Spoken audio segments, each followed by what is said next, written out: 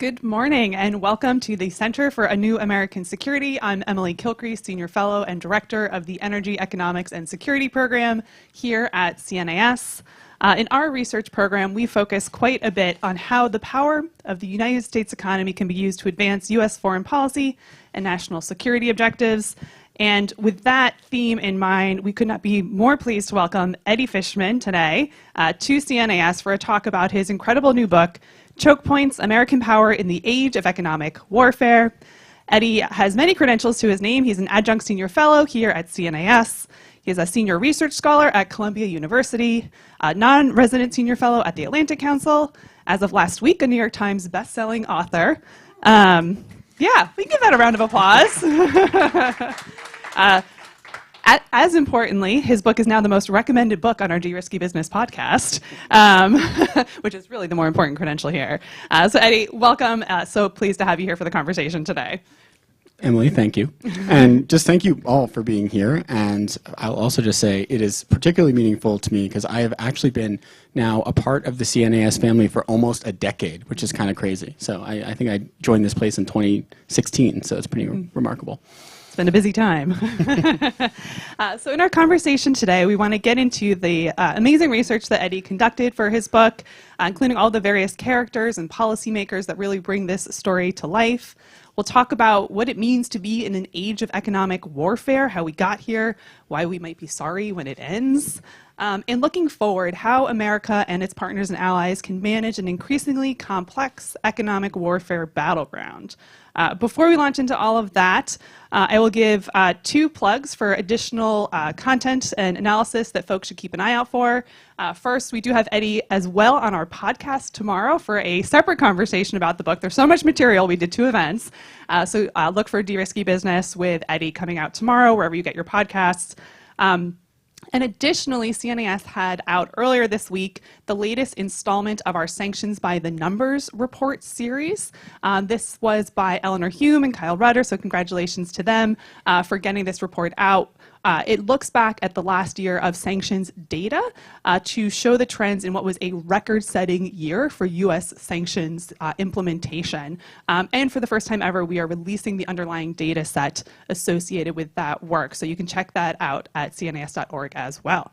All right, enough with the shameless plugs of CNAS work. Let's get into the conversation. We are looking forward to engaging the audience as well. We will take questions from the in-person audience as well as from the virtual audience.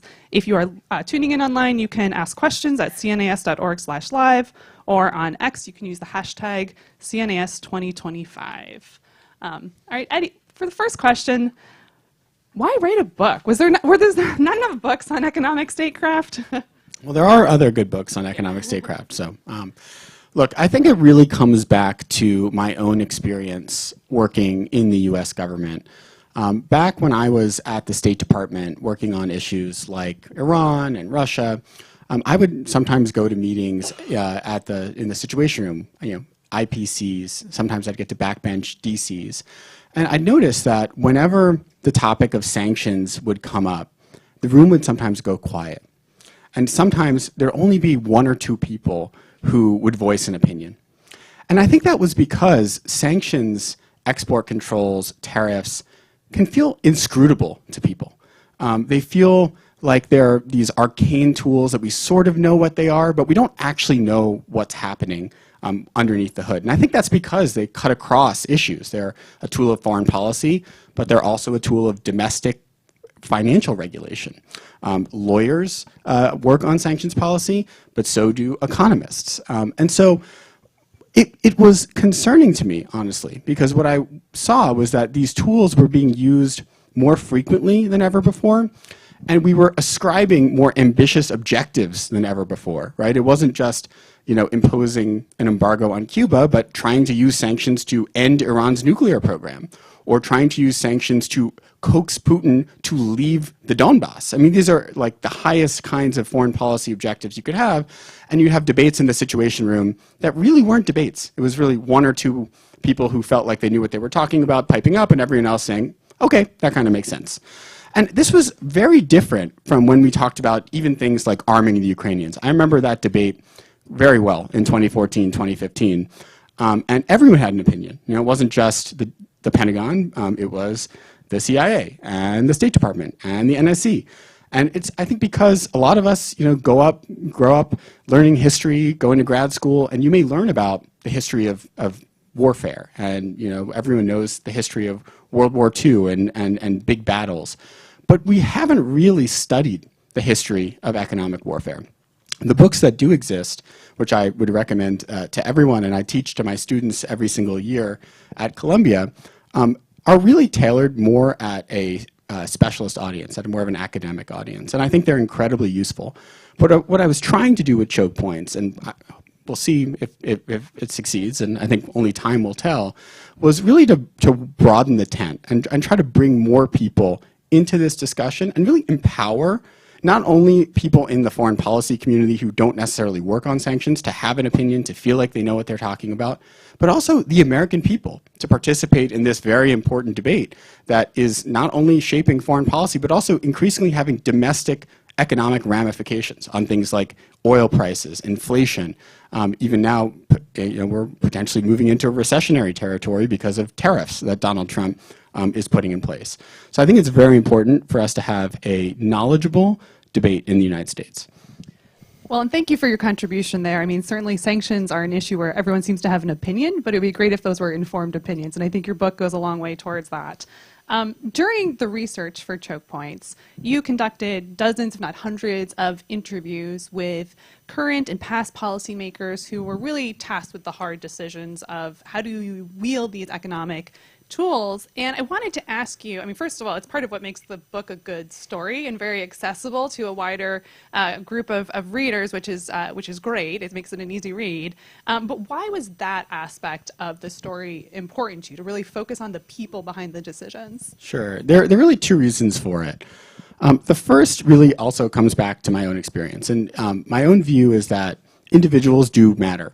And this maybe will sound like something normal to folks who served in government, but you know, if you go ahead and learn political science, a lot of the people think that structural forces cause everything, and everything is sort of predetermined by power relationships. My own experience in government is having the right person in the right place at the right time can be absolutely essential to getting the right policy done. And I also realized that, you know, and I think this is a question I've gotten sometimes on the book. Someone said, well, why is it that, you know, in some chapters, you know, the Treasury Department center stage, and others the State Department, others the Commerce Department? I mean, there's not really a good reason. I think it's really about the people that were in those agencies at the time that stepped up and created new strategies of economic warfare. So I thought that that was the way to tell the story most accurately. But I think the other reason, too, is, you know, I, as a student, actually studied history, and I did archival research on, you know, U.S. foreign policy in the early 1990s, and I even did archival research on British and German foreign policy in the 1870s. And for anyone who studies history, you know that sort of the coin of the realm is being in the archives. But something that I realized when I was serving in, you know, the State Department, the Treasury Department, the Pentagon in the 2010s, is paper processes today don't tell the full story. And I think it's even, you know, more true in the 2020s than it was when I was in government in the 2010s. You know, diplomacy today is done by WhatsApp. You know, their diplomacy is done in coffee shops. Diplomacy is done, sometimes meetings happen, and the outcome of the meeting doesn't actually tell you what happened because the decision was made during a walk with President Obama afterwards or something.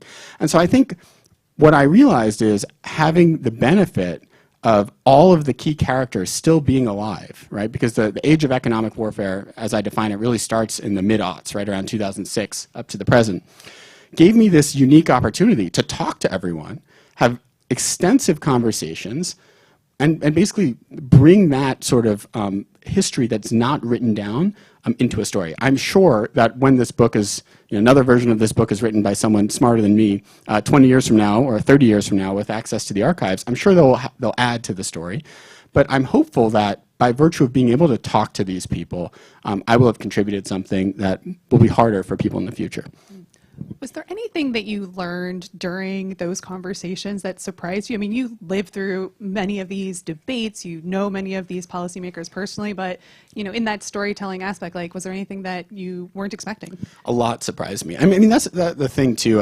I mean, I hope people, even who know this story well, when you read the book, I think you'll learn some things, because sometimes you're living the experience from one angle, but you don't actually know what the person at the White House was thinking, or the person at the Treasury Department, or the person at the CIA was thinking. And what I really tried to do was kind of getting at that 360 perspective. It wasn't just talking to one person. I think for each section of the book, I spoke to at least 20 or 25 people. So it was a fairly broad cross-section of folks from different agencies.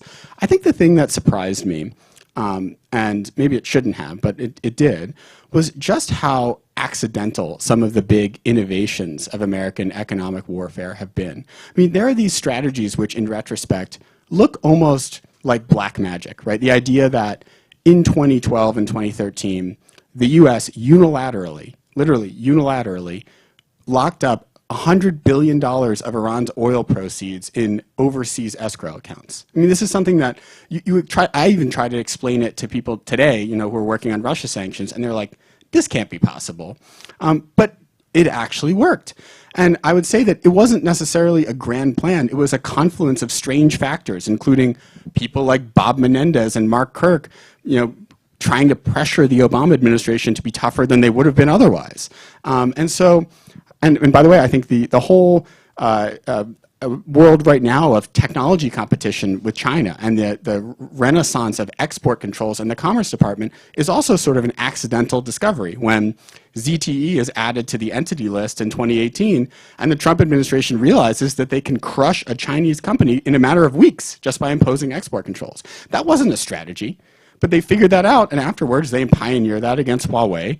And then, of course, the Biden administration takes that playbook and applies it to the entire Chinese economy. And so it's this process of discovery, of accident, of learning over time. I think that was the most eye-opening to me. So you mentioned this idea of the age of economic warfare, and it seems like you've got a set period of time in mind. So tell us a little bit about, what is the age of economic warfare? How is it distinguished from other eras where economic statecraft has always been part of the foreign policy toolkit, right? So how did we get to this point, starting, I think you said, the early aughts, where economic warfare was more of a defining characteristic? And in your book, you do a nice job of kind of explaining how, like, again, this was almost accidental, right? Like the global economy had just emerged in such a way with the forces of globalization and U.S. firms and capabilities being central to that, that all of a sudden we had these capabilities from a statecraft perspective because of that. So tell us a little bit about that age emerging. Yeah, this is something that I think is really important. I'm so glad you're asking this, because it's just an important thing to level set with everyone on. Because, I mean, I also, my first love as a student was actually ancient Greek history. And so anyone who studies ancient Greek history knows that there's an embargo that the ancient Athenians imposed on Megara in 432 BC, right? So how is this the age of economic warfare from 2006 to 20, to the present, right? Is it just because it overlaps with, my adult life? Maybe. No. I think the best way to explain it is to go to the 1990s, because this is really the eve of the age of economic warfare. The most prominent sanctions of the 1990s was the UN embargo on Iraq, which included an embargo on everything that Iraq was selling, but most prominently oil, because Iraq obviously is a big oil exporter. Does anyone here know how that embargo was actually implemented? I hear silence, so I'll just answer it myself. Wasn't a rhetorical question. It was implemented by a multinational naval force.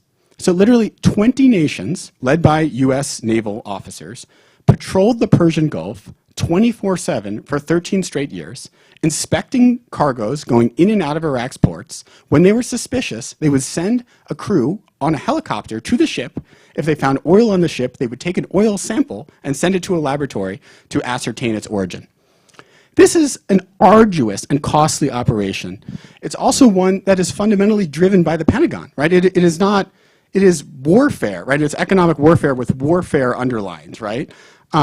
What we get in the wake of hyperglobalization in the 1990s, when you bring China and Russia into the global financial system, into global supply chains, you get a world where there are these choke points, like the US dollar, like semiconductor supply chains, where you can have an official, like the director of the Office of Foreign Assets Control, sign a document in her office and apply economic pressure on a foreign country, an order of magnitude more intense than that aggressive embargo of the 1990s against Iraq. And so if you think about it, starting really in this period of the early 21st century, the impact of economic warfare goes way up, and the threshold for deploying it goes way down, because you don't need to deploy naval forces. You literally just need to sign a document. And for anyone who served in government, it's very appealing just to sign a document and employ economic pressure on a foreign country. So you talked already about the fact that some of this seems to have emerged just by accident. Again, forces of the global economy, bureaucrats, in the Treasury Department or elsewhere, just kind of discovering a tool. I wonder if we're kind of at the end of that point of accidental discovery. I mean, governments, the private sector, everyone is hyper aware now of the fact that there are choke points and that there can be security risks that come out of economic entanglement. So how do you see this moving forward? Like, is it possible that we'll continue to find these choke points even with this hyper awareness? Can governments build choke points? I mean, obviously everyone wants to reduce vulnerabilities, but the flip side of that is that it's great to have control over these critical nodes in the global economy. But how do you see that playing out? Sure, yeah. So I do think that it's unlikely for us to have as many choke points and as much vulnerability as we've had moving forward. Because if you think about it, the creation of the choke points that are being weaponized today really comes from this period in the 90s where we don't see any geopolitical competition. And so there's no fear of embracing broad economic interdependence because we don't have geopolitical competition. And this is actually a framework that I introduce in the book.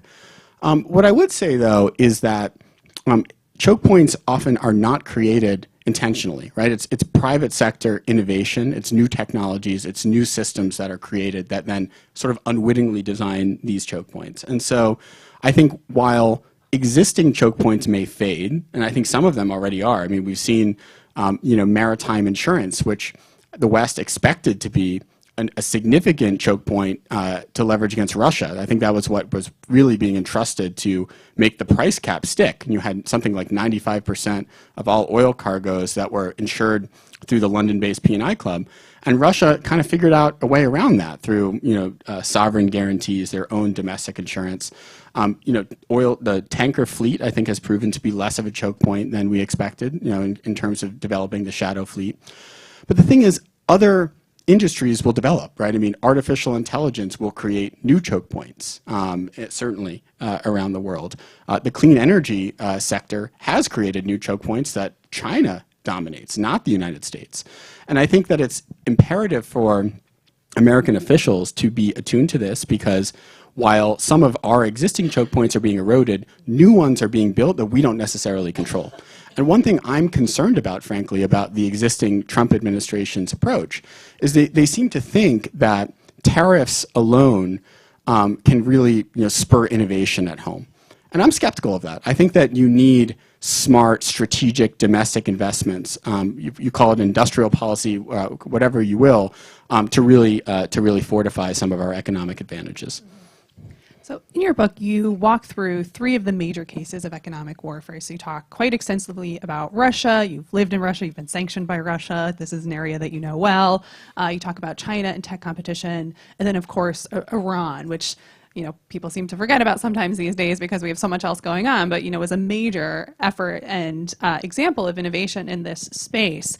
And as you zoom out and think about what you've learned from your own experience and the research, I want your sense of what are the lessons learned when it comes to how good America is at wielding these tools? And I kind of mean that in 2 different ways. There's a question of how good have we gotten at kind of the technical innovation, coming up with new ideas, and to put my own cards on the table, I think we've gotten good at that, right? The oil price cap for Russia might not have worked exactly as we wanted it to, but it was an interesting innovation and it was worth giving it a try, right? And so you have this capacity and this technical innovation that seems to be proceeding, but then there's an almost entirely separate question about whether we're having the political impact that we want. Sanctions are only as good as the behavior change that they induce in the target country. So how do you think about what we've learned over this age of economic warfare along those two dimensions? Oh wow, it's a big question. I'll break it down. I think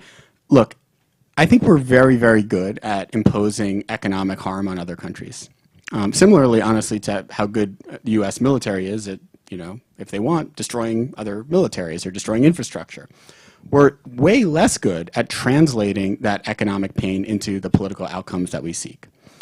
Let me just break down, I think, those two sort of steps in the process.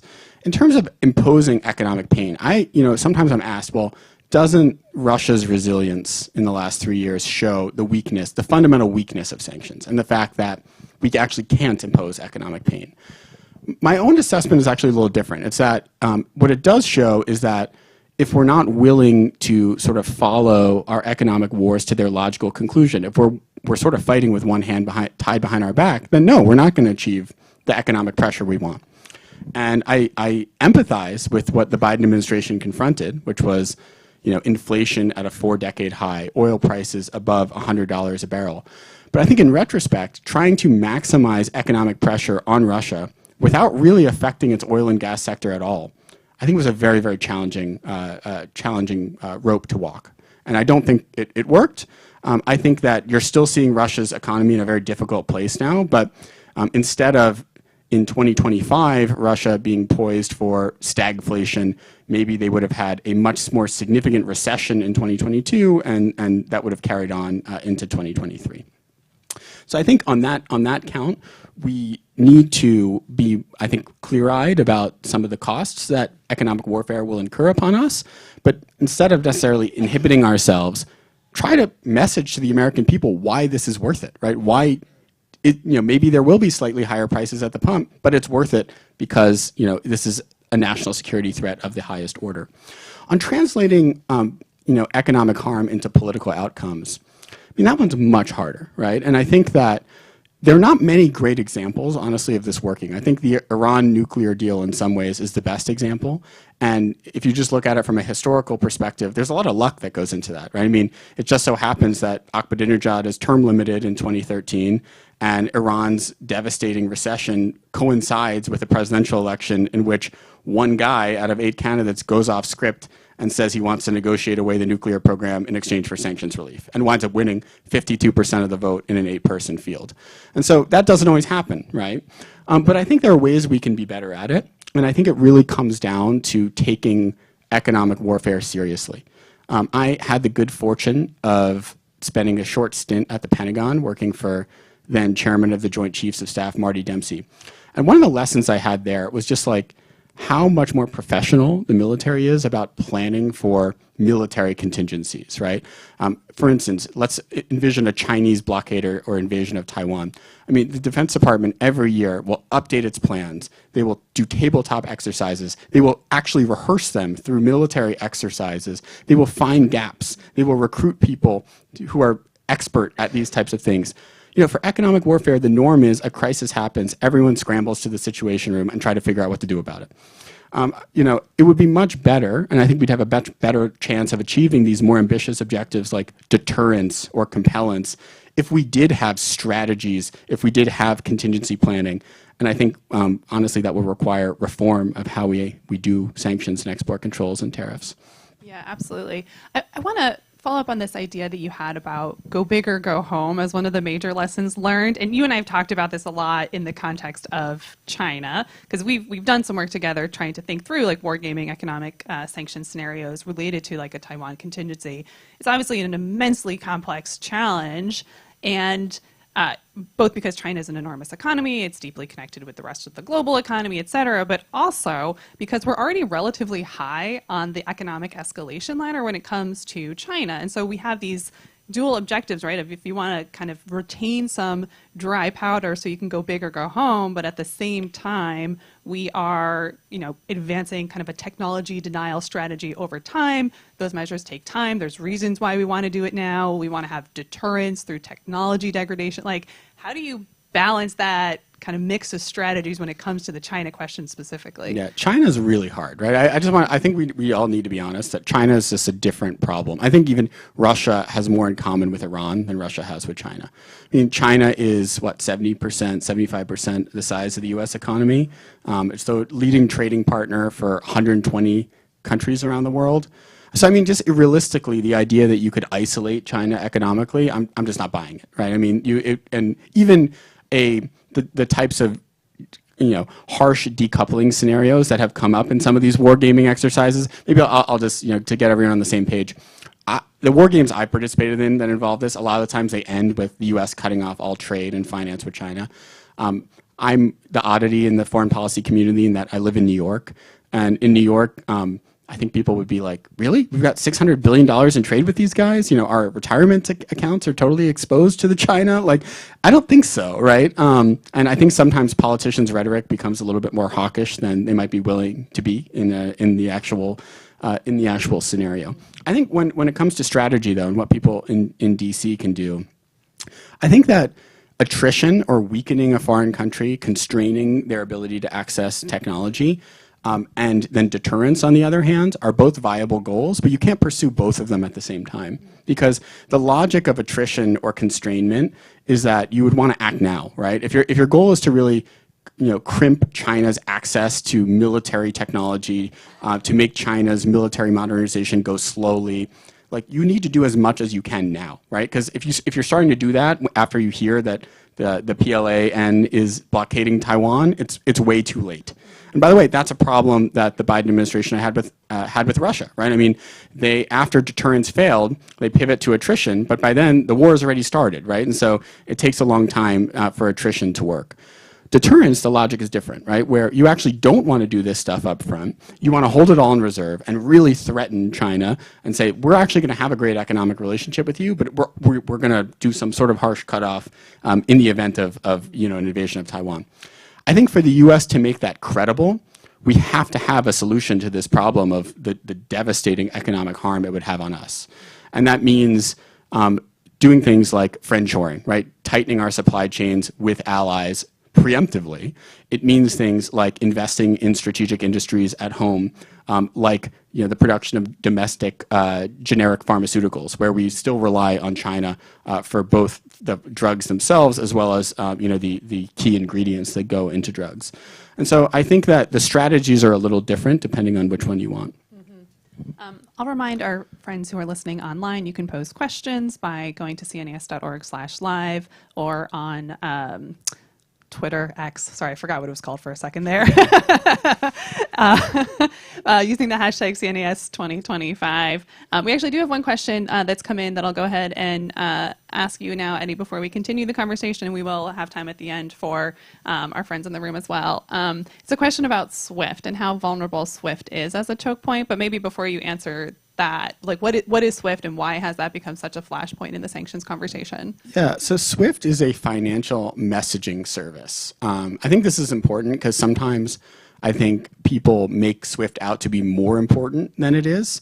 SWIFT is needed in that it's how banks communicate with each other, but it's actually not needed to clear payments. It's not a clearing house. There are different systems like CHIPS, the clearinghouse interbank payment system in the United States that actually clears financial transactions. FedWire is another one. So SWIFT, not having access to SWIFT can be frustrating. It can be costly. If you're a small economy, not having access to SWIFT might mean that you're isolated financially because other banks don't consider it important enough to deal with you that they're willing to send a fax or get on the phone to do payment instructions because you don't have access to SWIFT. But I think if you're an economy like Russia, where you have very large financial institutions like Sberbank and VTB, Gazprom Bank, you have hundreds of billions of dollars worth of exports that are someone has to pay for them every single day. I don't think that the SWIFT cutoff on Russia has been nearly as impactful as many people thought it would be.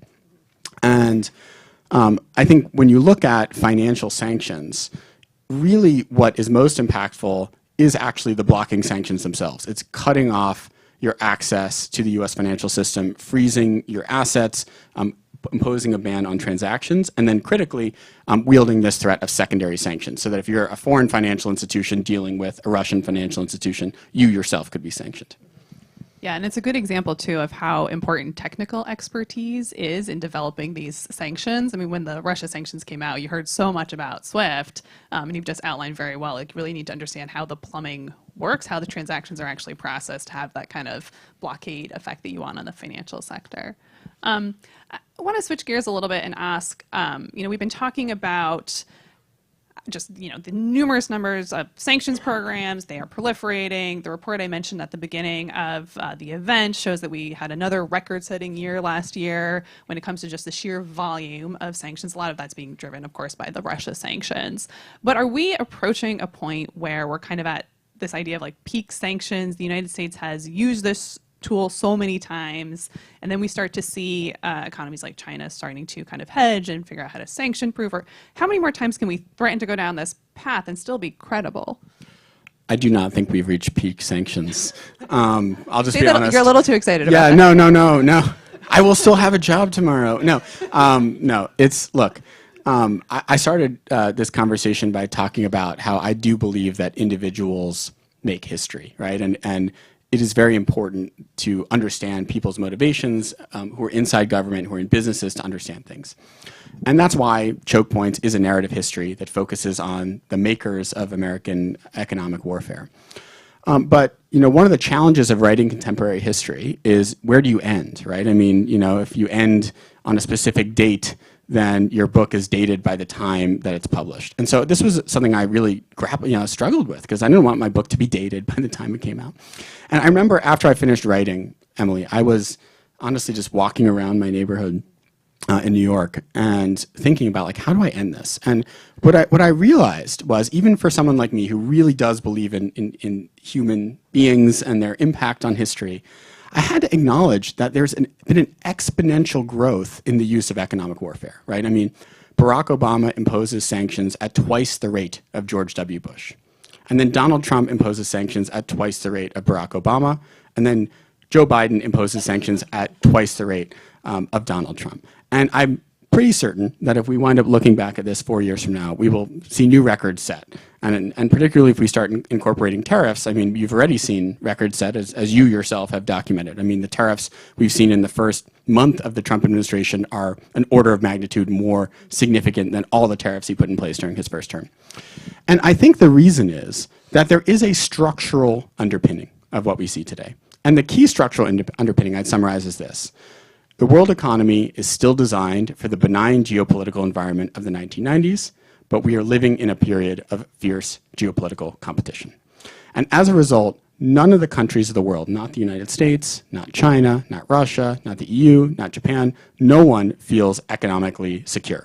And I think that's why economic security has become this buzzword, and that no country feels economically secure. So one way to view tariffs, sanctions, export controls is brick by brick. They are a way that countries are building a new economic order, one where they feel less vulnerable to the choke points controlled by others. I think the other reason, Emily, that you're going to see economic warfare continue to proliferate is that it's not just the United States now that wields these weapons, right? I mean, in the last 6 or 7 years, China has built an economic arsenal that looks quite a bit like our own, right? I mean, they've got the ability to impose sanctions on U.S. companies, which they've done in recent months in response to U.S. tariffs, right? They haven't just responded tariff for tariff. They've imposed sanctions on, the apparel company PVH, the DNA sequencer company Illumina, Skydio, the drone company. These are American companies that have been sanctioned by the People's Republic of China. Yeah, I mean, other country reactions and iteration and learning from the U.S. approach is certainly part of what we're seeing here. You mentioned this phrase of a new economic order. I think that's exactly right. I mean, we're doing work along those lines too, right? Like, we're no longer bound by the WTO. This kind of great power competition is definitely playing out in the economic sphere. But where does it go? And I will get to your terrifying ending of your book, because I have thoughts on that. But is there a scenario in which we kind of revert back to kind of economic blocks, and this is kind of a somewhat disruptive, but ultimately we get to another kind of steady equilibrium that just looks different? Or are we kind of going into chaos? So the framework I come up with in my book is that is what I call the geoeconomic impossible trinity, where you have economic security, economic interdependence, and geopolitical competition, in which only two of those can persist at once, but not all three, right? So during the Cold War, you have geopolitical competition between the US and the Soviet Union, but you don't have any economic interdependence, so everyone can feel secure economically. After the Cold War ends, we lose the geopolitical competition, and so we can embrace economic interdependence without losing our sense of economic security. Now, as we just mentioned, we have geopolitical competition and economic interdependence, so we don't have economic security. So what that means, I think we're uncomfortable with this, and I do think that what's going to go of that sort of stool, that three-legged stool, is economic interdependence. And I think almost inevitably you're going to see economic interdependence unravel in the coming years. To answer your question about what the new global economic order looks like, I think there's really, broadly speaking, two possible outcomes I see.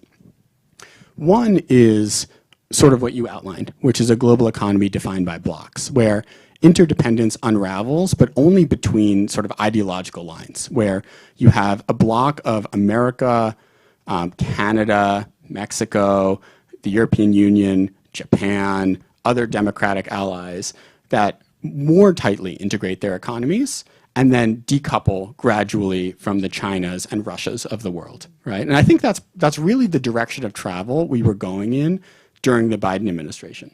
Interestingly enough, and I don't think many people picked up on this, but Bob Lighthizer wrote an op-ed in the New York Times recently where he actually outlined a very similar vision, where he said that we should have very low tariffs amongst other democracies and high tariffs on China and everybody else.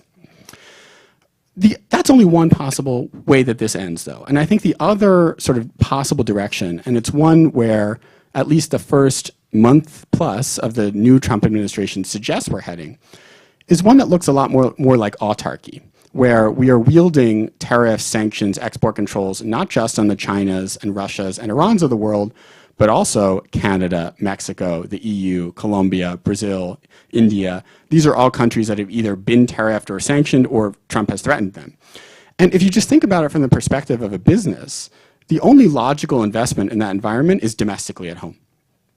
And I think that that is a future that is worse for us for a lot of reasons. Obviously, we'll have slower economic growth, higher prices. While it's appealing for some people that will only have investment domestically, it comes at a significant cost. And I think from a geopolitical perspective, it's very problematic. Because I think what history shows is that in such an economy where states don't feel like they can secure foreign markets through open trade and finance, they're tempted to conquer them, to plant the flag, to seize resources. And so I think that it augurs not just an economy that's worse for the American people, but also a world order that could be significantly more violent. And that's the optimistic note on which you end your book, which I will, and I will just, I think it's important though, right, to focus on this, because I don't think it's a crazy person scenario to worry about that. So you end your book, and I'm going to read it because I think it's well written. So throughout most of history, great power rivalry has been a stubborn fact of life. It will likely remain so even after today's economic weapons have lost their edge. Without the ability to channel geopolitical conflict into the economic arena, great powers could once again find themselves fighting on the actual battlefield. The dream of economic war, for all its downsides, is that it can be an alternative to a more violent kind of war. Someday, the age of economic warfare will end, but we might miss it when it's gone. So you really do end on like a downer, and I'm kind of curious how much this, but fair. Everyone should buy the book. But how did you kind of get to that ending after all of this research? Was this something that was coming up in the interviews, or you're just kind of like looking at what's going on in the world and just, as an analyst, this is just kind of unavoidable to you? This is really my own conclusion. I don't want any of my interviewees to be called pessimists. And I will say I'm not necessarily pessimistic, right? And I think I do think that the vision of the global economy, where there are two blocks, right, where there's a democratic bloc and a more authoritarian-led bloc, could actually be a better global economy. It's by the way, very similar to the global economy we had during the Cold War. And if you think about it, the most prosperous years for the U.S. economy were, the glorious 30, right? The Bretton Woods system from 1944 through the 70s was really the time where our economy thrived the most. And that was when you had tighter integration within the OECD and not as much integration, frankly, with the Chinas and Russias of the world. So I'm 100% pessimistic, but I do think we're playing with fire when we go in this direction because, autarky again. I mean, it's been a motivator for conquest throughout history, including in the 1930s. And I think the breakdown of the global economy in the wake of the Hawley-Smoot tariff and the Great Depression, and then the actual territorial conquest that occurs in Europe in the 1930s is a frightening precedent. So yeah, how did I come to it? I think the other thing too is, and this is maybe my own experience, part of the reason I myself was motivated to work on these issues was, in the mid-aughts, right, sort of very at the beginning of this age of economic warfare, just seeing the costs, both in terms of just human suffering and human life and financial resources of the wars in Afghanistan and Iraq, which, I mean, that might have been a controversial thing to say, 15 years ago, but I think now everyone would agree, right, that these were real tragedies, right, where we wasted a lot of blood and treasure with little to show for it. And I do think that the appeal of economic warfare is that you can have nonviolent resolution to conflict. That's not to say it's friendly, right? It's not to say there isn't collateral damage, but I think it's better, frankly, than the alternative. And I would hate to see us sort of drift back into darker ways of the past. We will shortly turn to questions from the audience and online. We've got a couple coming in, but I wanted to, before we get there, talk about the role of other countries in all of this. I mean, our conversation has been very U.S.-centric. The book really focuses on, U.S. actions and U.S. policymakers, which, makes a lot of sense. The U.S. has been kind of at the leading edge of all of this, but certainly we've seen other economies start to become more of a kind of economic statecraft power in their own right. Europe in the Russia context, certainly China for its own reasons, and now they're all grappling with the scenario of a U.S. that is moving towards more of a kind of closed down system. So what advice would you give to those governments who are trying to figure out how to transition into this kind of new global economic order, and they're just kind of not sure where the U.S. is going to land at this point? Oh man, I'm tough to give advice to other governments. Not something I often do. Look, I think that patience is probably warranted, and maybe that's easy for me to say because I live in the United States and I don't want to see, a tit for tat, rapidly escalating economic war, which, by the way, I think is at risk right now. And I think that we are at significant risk with China in particular because of what I mentioned before, where I don't think that we are in for a tariff for tariff type of a trade war with China because China has prepared in the last 7 years. I mean, Lighthizer 301 investigation is now 7 years old, right? So I mean, it's been a while since China was first hit with American tariffs, and I think that they're ready to respond asymmetrically. And I think once that asymmetric damage actually is felt, I think right now, by the way, China's been a little cautious. They've been kind of playing it safe, hoping that things blow over. You could wind up seeing, sanctions, tariffs, export controls, all the different sort of weapons in each other's economic arsenals be fired at each other and have an outcome that neither of us wants, right? And this is what you fear in the military realm too, with unintended escalation. So what I would counsel to foreign governments, this really comes from my own experience writing the book, interviewing all the top people in the first Trump administration, and really studying how that administration operated, is that, Trump himself is a bit inconsistent on things and winds up giving his people quite a bit of rope to do things. And I think that oftentimes has negative consequences where you see very poorly thought through policies.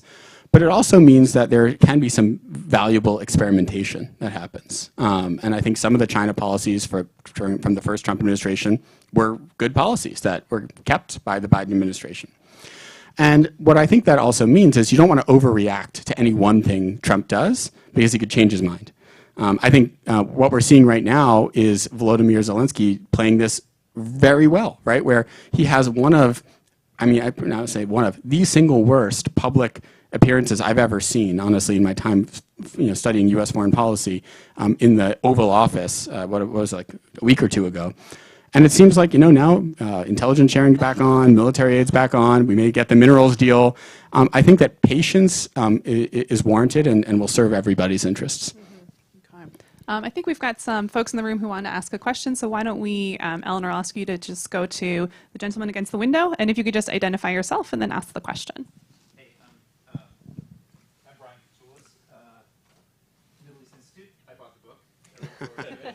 All of you people should too. I had a question. I looked in what I'm interested in. The question is related to things I hear in Riyadh and Saudi Arabia when I visit, which is I take as a head fake right now, but we're going to do some of our oil trade with China in their currency. Some of the criticisms also about U.S. sanctions on Russia's central bank, which I think is interesting hearing from Riyadh. I consider it a head fake. I don't think it's serious, but it goes to this question of dollar dominance and where you see all of that going, particularly in a second Trump administration when we're using these tools of tariffs and economic statecrafts. I'm wondering, I know you mentioned it briefly towards the end, but I wonder where you think that might all go. Brian, thank you for the question. One of my favorite stories to retell in the book, which I'm going to tell you now, but I would also encourage you to read it because it's even more effective when it's told in the page, is something that happens in 1974. So just to bring everyone back to 1974, the U.S. is running increasingly high deficits because of the Vietnam War. We're still sort of recovering from the devastating effects of the Arab oil embargo in 1973. And the dollar is losing value rapidly. And the Saudis and other oil-producing countries are wondering, why are we pricing oil in dollars, right? I mean, this is the dollar is losing value. American economic power seems over, right? I mean, you had the Nixon shock where Nixon unilaterally pulls the dollar off of the gold standard in 1971. And 74, Nixon's also floundering amid the Watergate scandal, so American politics is totally messed up. And in that sort of chaotic milieu, in May of 1974, Nixon appoints a guy by the name of Bill Simon to be his Treasury Secretary. Bill Simon was a chain-smoking New Jerseyite bond trader. He had no experience in Washington. There's a great picture of him in my book with a plume of smoke above his head as he's testifying before Congress, which is not something you see anymore. And Simon basically comes up with a brilliant idea about how to finance American deficits and sort of kind of like at a stroke deal with all these problems. And the idea he comes up with is he can potentially persuade the Saudi government to take the money that they're generating selling oil, reinvest it in treasuries, basically, to plug the U.S. deficit. And to entice them to do this, he really has two sort of cards to play. One is he allows the Saudis, he said, to buy U.S. treasuries outside of the normal auctions. So they don't have to bid amongst everybody else. They lock in a price ahead of time. They can do it off the books, so it's not public. And the other thing is they get preferential access to U.S. military hardware. And Nixon was like, okay, you can try this. And in July of 1974, Simon hops on a plane to Jeddah, which is in the news recently for other diplomatic reasons. On the plane, gets extremely drunk, drinking whiskey, which I guess is what he used to do on Wall Street as a bond trader. And he cuts this deal. And he comes back with something that we now call the petrodollar. It was a diplomatic deal with the Saudis that enshrined the petrodollar system. From a pure economic standpoint, it wouldn't have made sense, frankly, for Saudi or OPEC to price oil in dollars, especially through the 70s. I mean, the 70s is the period of stagflation, right? And the dollar is losing value throughout that whole decade. And so these countries who, their entire government budget is financed by oil sales are losing money by virtue of investing in the dollar. That's all to say, today, I do take the Saudis seriously. I don't think it's that tomorrow they're going to start pricing all their oil in RMB for a lot of reasons. I mean, what are they going to do with the RMB is probably the first question. But could they price it in euros? Possibly. I mean, the Russian government successfully Euroized its economy after 2018. This is something people don't realize. They moved all their central bank reserves into euros. That's why the big pile of them right now are sitting in Brussels instead of New York. And they started clearing all of their foreign trade in euros. So could I see the Saudis move away from the dollar in oil sales? Yes, I could. I also think we are nearing a significant disruption in how cross-border payments happen. We're still using infrastructure, the correspondent banking system from the 1970s, where an international wire transfer could take a week to clear. I don't think that survives, right? I mean, you have, programs like mBridge, which the Chinese central bank is working with the Saudis on, where you can clear international payments in seconds using central bank digital currencies. I don't think that innovation can be restrained indefinitely. So I think we're near an inflection point. I think it's worth taking these things seriously. The thing I think Trump is doing wrong is he's trying to use threats to stop people from moving away from the dollar. 100% tariffs on the BRICS if they create their currency. The lesson from Bill Simon, from the Nixon administration, which Trump looks up to, is the opposite. It's enticement is the key, not threats. I think we've got another question in the back there. Yeah, thanks, Eddie. Dan Schneiderman, I'm an adjunct here. Congratulations on the book, by the way. It's a wonderful achievement. I'm definitely going to be looking forward to reading it. I wanted to ask you something I'm thinking about in this period of change and transition and innovation is how you train the next generation of policymakers to be prepared to apply the various tools that we have in our toolkit most effectively. And I wonder, you're teaching students at Columbia and in other places. How are you thinking about training the next generation of policymakers in this environment? Thank you. That's like my favorite question. Before I even thought about writing this book, I designed my class, and that was really, for the same sort of reasons where I mentioned earlier, where it felt like we weren't really bringing our A game to discussions of economic warfare. I figured, well, when I was a student, I couldn't learn about any of these things, right? Not in college, not in graduate school, and I was lucky that the folks at CEPA at Columbia wanted to offer this class, and I'm happy to say it's become extremely popular, where every year it's oversubscribed, and I wish I teach it as a seminar, which I think is important because some of these topics they are kind of dense, and you need to explain them and talk them through. I think it'd be harder to do as a big lecture. I think that what we are going to need, though, is more than, for the first step, I think would be great for every, master's program to have classes in economic statecraft. I see Adam Zubin in the audience. I know that Adam teaches a fantastic course at SAIS that he pioneered years ago. There are other universities that offer these classes. But I think that we need to move beyond that into actual concentrations, right? Because I think about myself, I studied history. I was lucky that when I was a senior in college, I just so happened to take I sort of snuck my way into an advanced macroeconomics seminar and learned a lot about econ, and actually wound up having Adam Tooze as my dissertation advisor, who's an economic historian. So I learned about econ sort of almost by accident. I didn't go to law school. I learned about the law by listening to my colleagues from OFAC and people from the the State Department Legal Advisor's Office.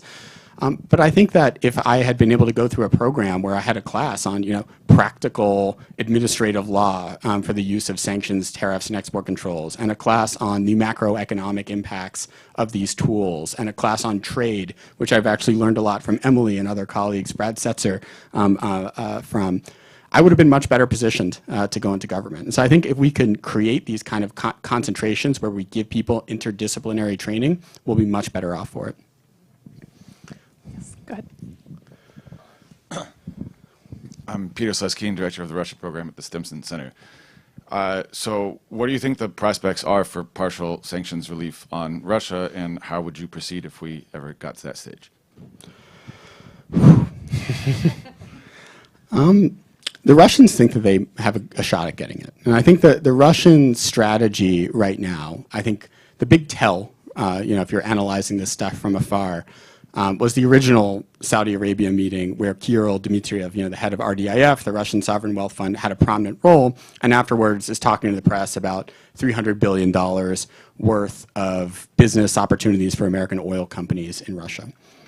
I think both Zelensky and Putin have correctly sized up Trump and Steve Witkoff, and that realizing that they don't actually care about appeals to territorial integrity and sovereignty, but what they do care about is deals that will make the U.S. look good and make them seem like they're brilliant businessmen. So I do think that the Russians know what they're doing. There have been reports that the U.S. government is studying possible avenues for sanctions relief, which they've been reported by reputable sources, so I have no reason to dispute them. Do I think that sanctions will be lifted? I think it's possible you get some symbolic sanctions relief because of what the Biden administration did on its way out the door by reclassifying all of the sanctions under a 2014 executive order, Executive Order 13662, which was enshrined by a law in 2017. Any of the major sanctions lifting would trigger an automatic 30-day review period in which Congress would have the chance to veto any sanctions relief. And that would require some Republicans to vote against it. So it's not a great bet that that would happen. But when I sort of think through the actual, like, play out the whole scenario in my head, you know, it seems like what the Russians really want is relief on their energy sector, which makes sense because basically money is the thing that's most useful for any of these governments. The big pool of money is these frozen assets. As I mentioned before, they're in Europe, and there's no chance in hell the Europeans are giving back that money to Russia anytime soon. So their best bet is to have total relief from the oil and gas sanctions and basically make as much new hard currency as they can.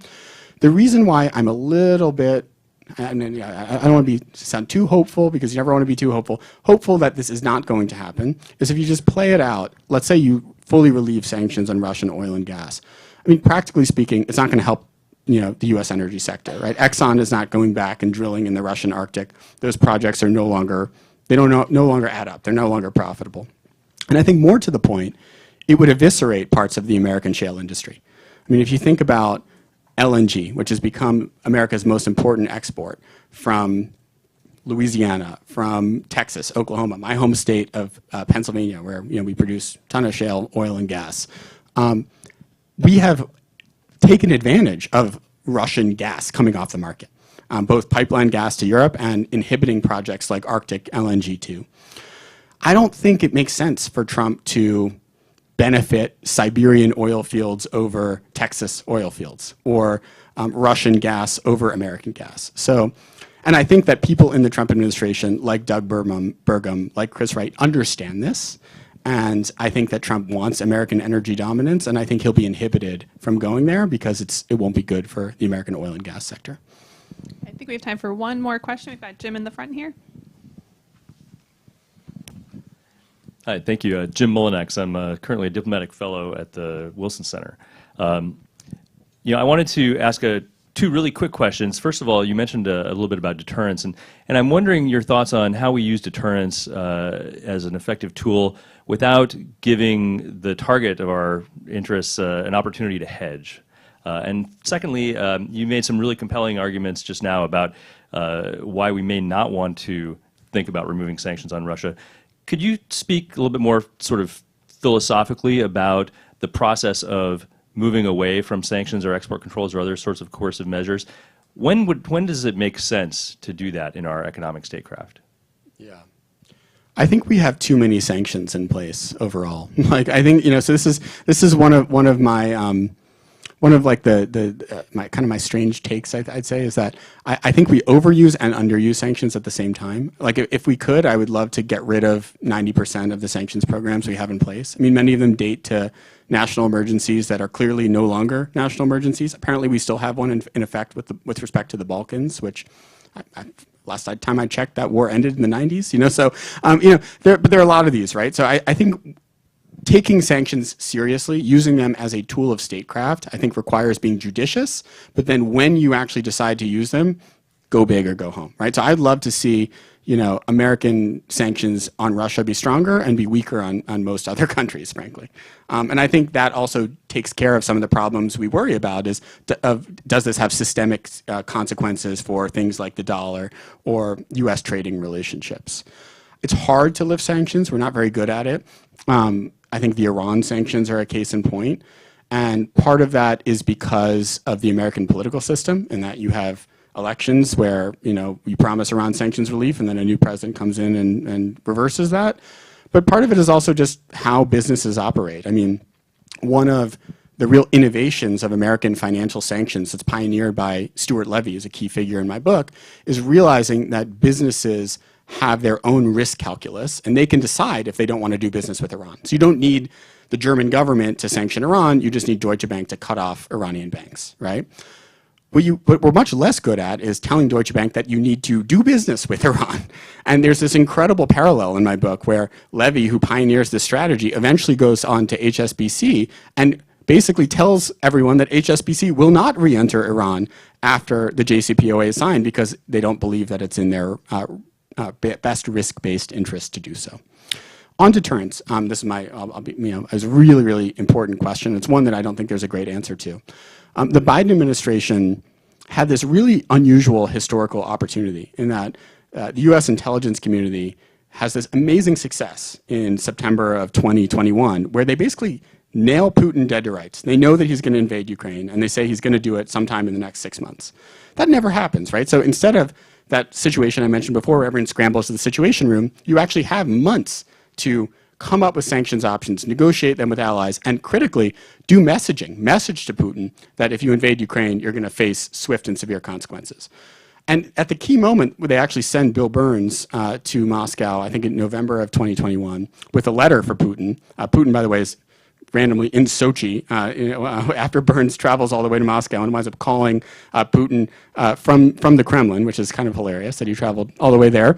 And the letter makes a very serious threat of sanctions with stopping short of being specific. And if you talk to people in the Biden administration, they say, oh, we don't want to tip off Putin to our exact plans, because if we told him we were going to sanction his central bank, he would move all the assets out.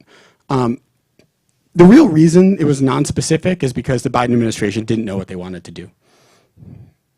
And I think that's normal, right? And that these things have political costs, right? I mean, and frankly, the Europeans didn't know they wanted to sanction Russia's central bank. It wasn't until you saw hundreds of thousands of people in the streets of cities like Berlin that, Olaf Scholz developed a spine and was like, let's do this, So my own view is, if you really want deterrence to work, you need to do this preparation long in advance. You need to game it out. And I think in some ways you need triggers. And I helped write a law back in the day that never saw the light of day called the Deter Act, which would have imposed automatic sanctions on Russia if they were to, if the Office of the Director of National Intelligence certified that Russia interfered in a U.S. election.